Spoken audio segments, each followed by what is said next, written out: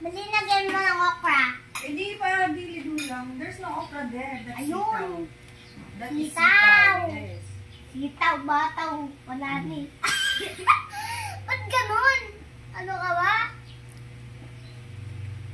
Ayun ko. Hindi ka naman ako makakain. Kainin mo na. Eh.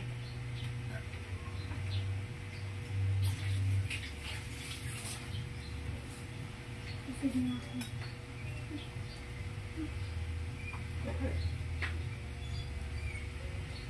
Sige na ako.